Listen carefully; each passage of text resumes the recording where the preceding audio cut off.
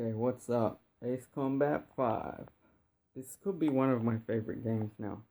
I certainly think I don't know what genre you call it, dogfighting or flight simulating and you shoot other people, is one of my favorite, or could be my favorite genre of video game because there's something so free about flying and then, getting to have these fights and chase people down and shoot them and dodge their missiles and stuff. It's really fun. I like the variety of missions in this game. You get to do lots of different things. I like the way it uses, look at the controller here, the PS2 controller, in case you don't know what it looks like. Like, missiles, machine gun, targeting things or changing target. I swear, I can't remember what square does. I don't even know if square does anything. I bet it does, I just can't remember.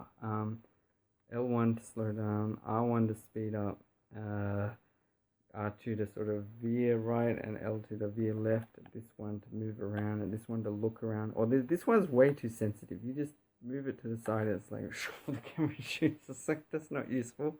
And then these to send commands to your pals and to say yes or no to things. That's all your character can say.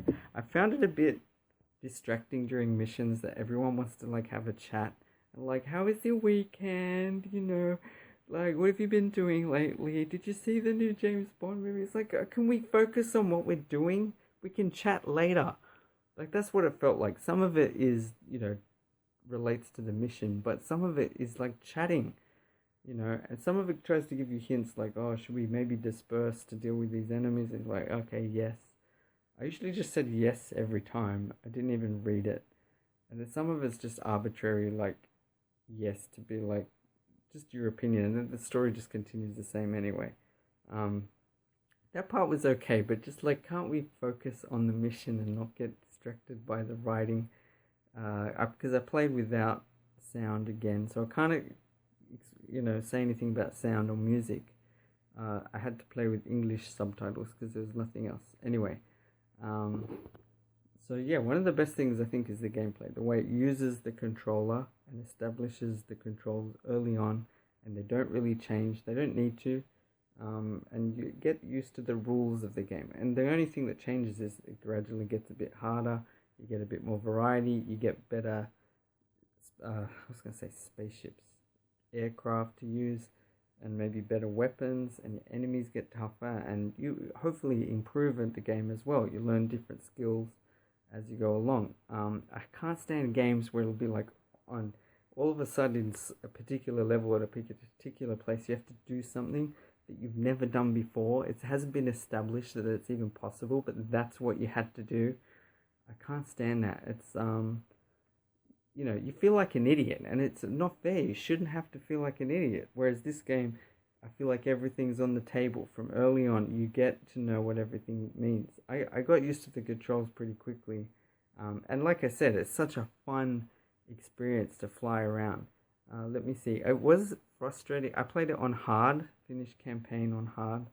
And then, of course, after that, now Extreme and Ace are available. I don't think I'll bother going back finishing everything. I like playing a game once.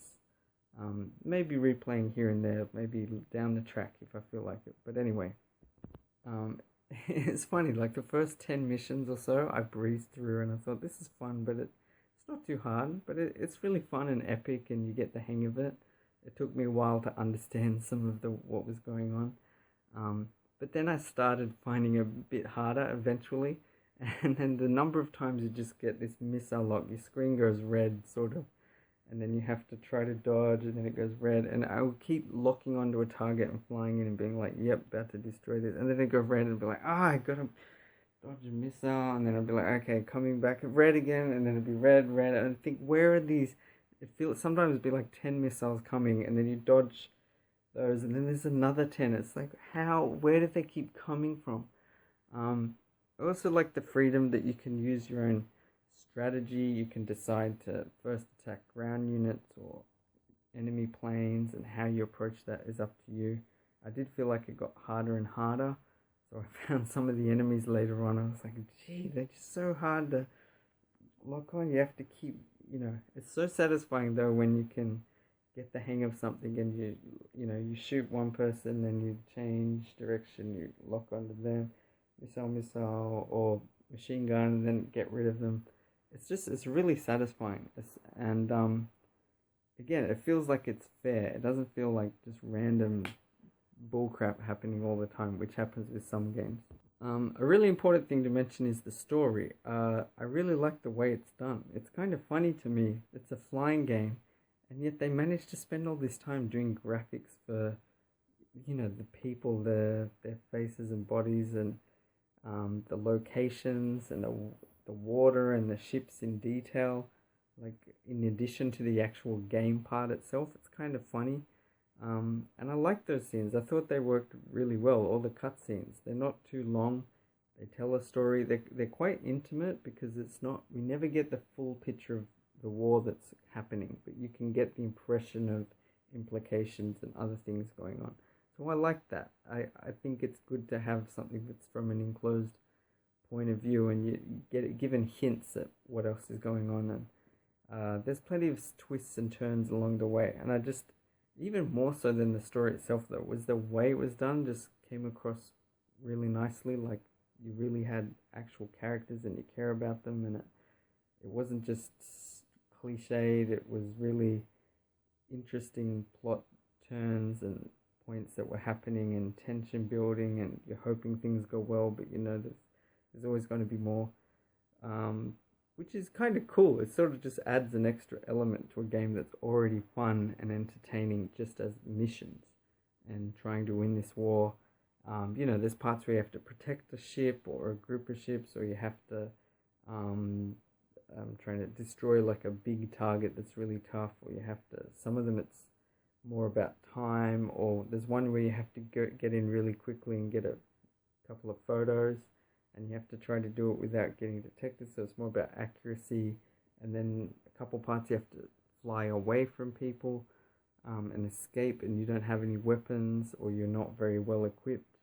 But yeah, so I really like the variety. Anyway, I don't think there's much else to say. Yeah, it could easily be one of my favorite games of all time. So anyway, highly recommend it. Especially if you like flying and stuff.